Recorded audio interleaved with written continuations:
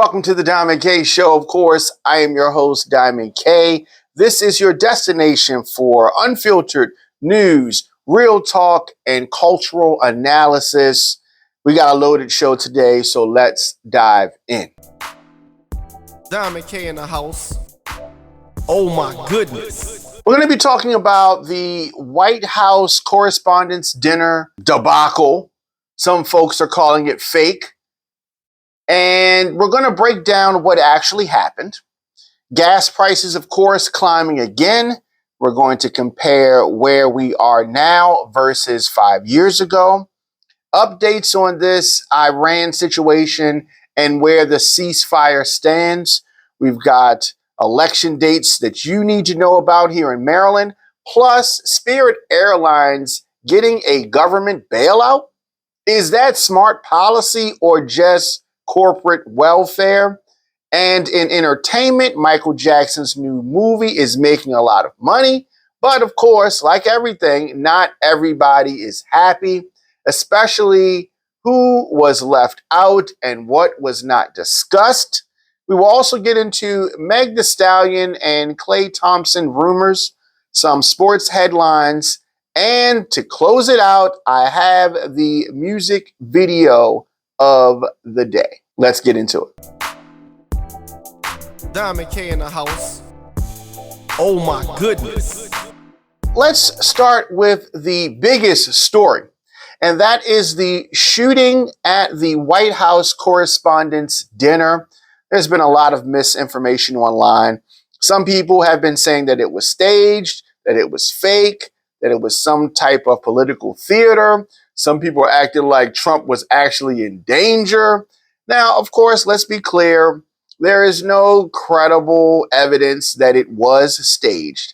However, it looks very, very suspicious. Let me say that for a lot of reasons. Now, a suspect identified as a 31-year-old man, reportedly armed with multiple weapons, including a shotgun and a handgun. It does not appear, it's not known whether he actually fired the weapons that he had, whether he actually was the one that let off shots.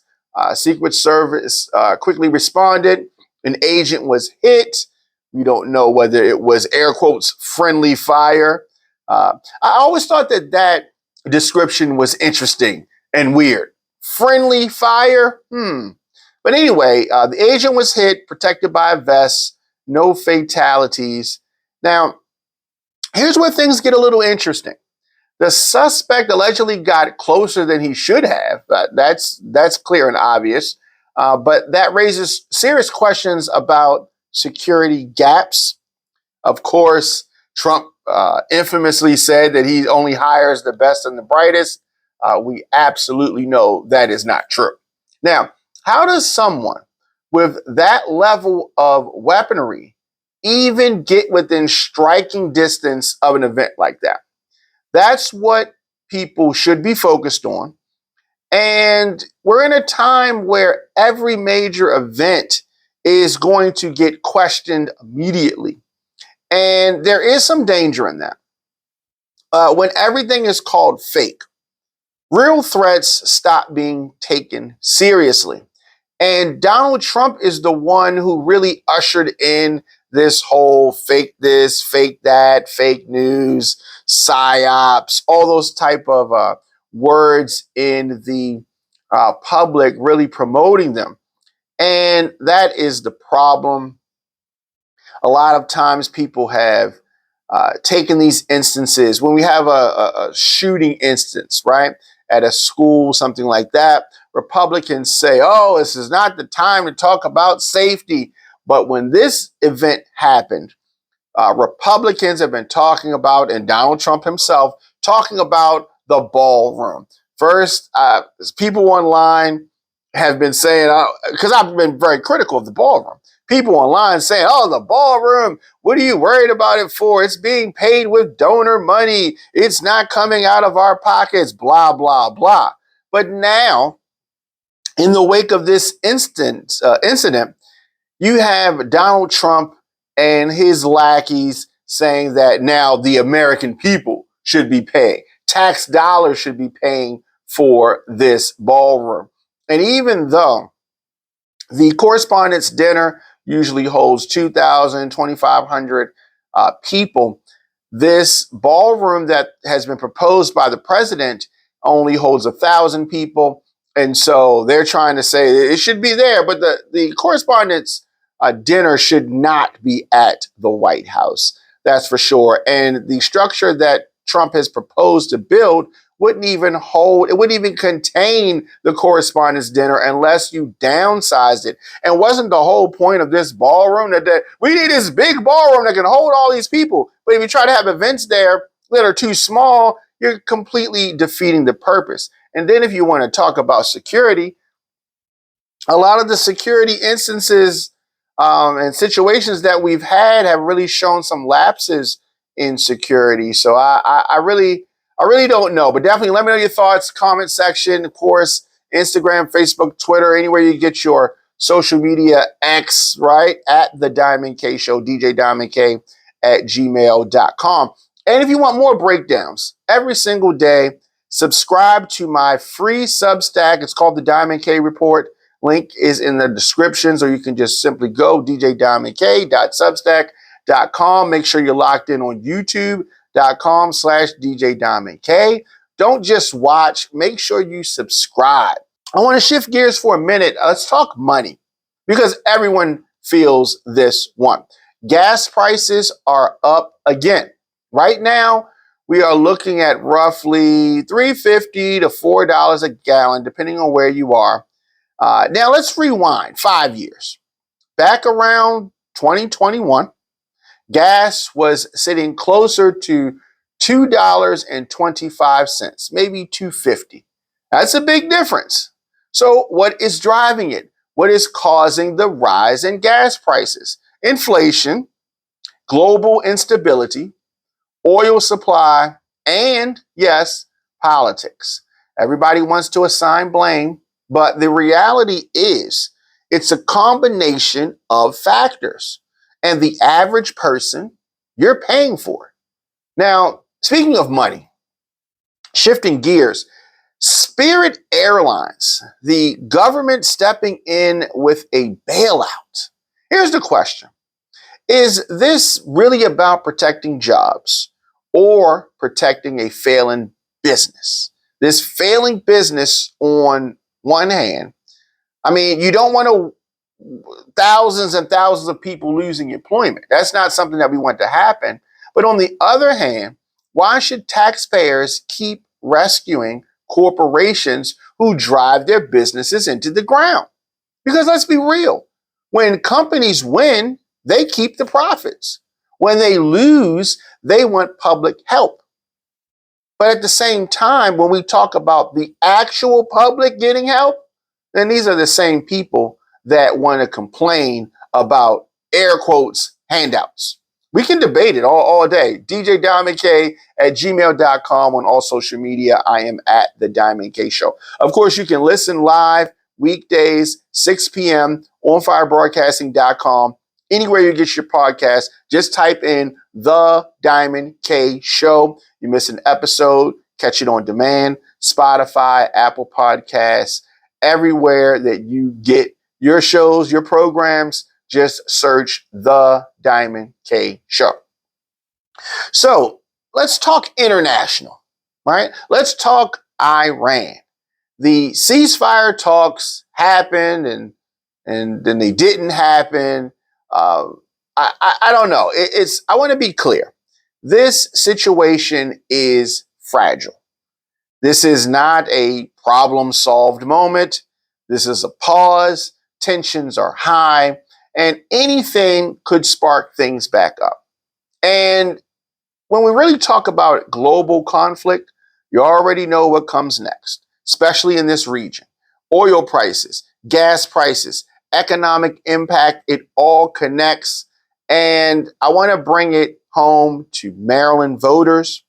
Primary election day, June the 23rd, 2026. Early voting, June 11th through June 18th. Listen, local elections matter. These are the decisions that affect your schools, your streets, your taxes. People love to complain. People complain all day, but then they don't show up to vote.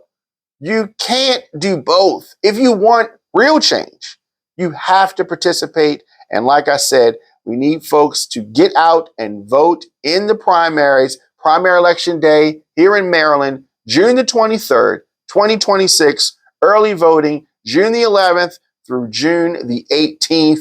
Get out and make sure that you vote. I mean, you gotta participate. Today, in this day and age, voting matters. And I always say this: if voting wasn't important, they would not be trying to take it away from you. Now, make sure you subscribe to the Diamond K Report on Substack. Of course, that is djdiamondk.substack.com. It's absolutely free. Make sure you follow and share episodes of the Diamond K Show. If you want to promote your business, djdiamondk@gmail.com. Let's talk some entertainment. The Michael Jackson 2026 movie is doing big numbers at the box office. Strong opening weekend, but the conversation, that's where the controversy comes in. A lot of fans are upset about the exclusion of Janet Jackson, minimizing Diana Ross. I don't think Janet wanted anything to do with this. And we got to be real. It's hard to tell Michael Jackson's story without acknowledging the people who shaped it. Janet Jackson is not some footnote. Diana Ross is not optional. And I find it interesting that, well, let's say you're doing a story on Abraham Lincoln, right? But the family or John Wilkes Booth says, we don't want John Wilkes Booth in this movie at all, right? I mean, kind of crazy, right? We're telling a historical story. And John Wilkes Booth was the assassin of Abraham Lincoln. But if you have a movie about Abraham Lincoln, but you stop it before the assassination, which I suppose you could do, this movie stops somewhere in the 80s. And there are talks of a part 2. Very interesting. A lot of stuff going on. Have you seen the movie yet? I've been up in the air. I mean, I love watching social media and seeing folks dress up like Michael Jackson and going and enjoying the movie. Of course, it's going to come on digital at some point in time. I'm still deciding whether I'm going to actually go see it in the movie or whether I'm going to wait till it comes on digital. I don't know. But the movie has been successful financially. And the real question is about accuracy, the selective inclusion or I guess exclusion of certain things. Of course, the controversy with kids and the touching and all that kind of stuff, that is not included. And, you know, some people just don't believe that. Some people do. But we got to understand, just like the Biggie movie or Tupac's movie or some of the things that we saw about Salt and Pepper or the docuseries about New Edition or TLC. It is a movie. And when folks are involved with telling their own story or family members, they kind of want to tell things a certain way. But we're going to see. The movie's going to make a lot of money. It's already made a lot of money. Part 2 in the works. I remember seeing the Jacksons way back in the day when I was a kid, the Jacksons movie. And now we have Michael. I think that his nephew has done an excellent job channeling Michael Jackson. So I definitely give an E for effort there. I guess the ultimate question will be, how good is the script? Let me know if you've had a chance to check out this movie. Did you like it? I want to know. So switching gears for a minute, I want to talk about Meg Thee Stallion and Klay Thompson. Rumors of a breakup. But there's a bigger story that I want to get into because you see a lot of folks, it don't matter who Meg is messing with. We got this going on, that going on. And that's true. We have a lot of things going on in the world. But I think that we have a pattern here, right? Couple of things. So when these rappers are dating these athletes, these are young athletes with a lot of money and a lot of options.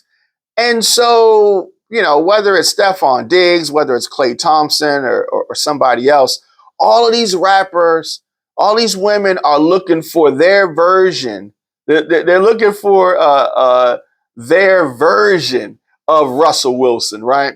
They're looking for this good athlete who's a family man. And I would really venture to say that Russell Wilson is in the minority. So all these women are trying to find that gem, that style of man.